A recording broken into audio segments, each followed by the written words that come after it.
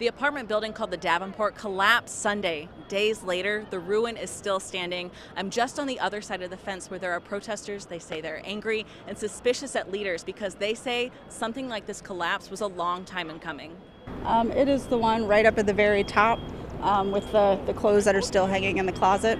Kelly Cook is pointing to the apartment where she lived with her 5 kids until they moved out in August 2022 after just 3 months. I wouldn't put somebody in there that I loved. Cook said the building was dirty and unsafe. There was pea water that would come down the walls in the kitchen. And she added the owner of the property, Andrew Wold, was not responsive to complaints. It's like somebody who has a bad fungus like on their nail and they go get their nails done and paint it. That doesn't mean that the fungus isn't there.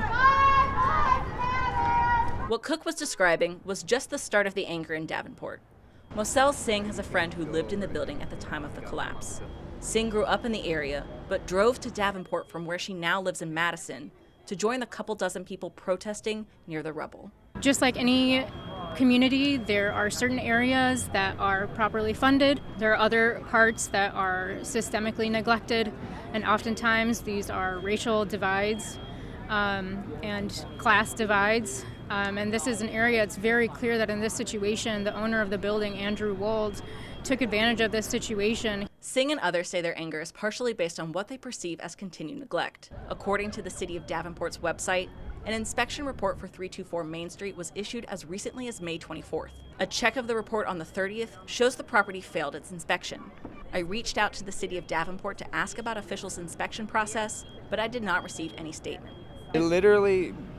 It's like people in earthquakes survive days and days and days under rubble. You don't think somebody could be alive right now? The other factor fueling the anger simmering on the street, officials announcing plans for demolition when it was possible 2 people were left inside. The fact that they were planning to demolish this building when they didn't even know how many people were missing, this is serious.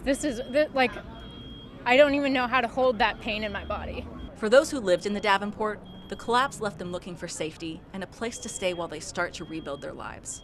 For everyone else, it's left them with questions. Where is our city? Why has our city failed us? People are in combat and they don't leave people behind. We're in the middle of downtown. Again, 5 people are unaccounted for. Leaders say 2 may still be in the rubble. In Davenport, Mollie Swayne, KCRG TV 9 News.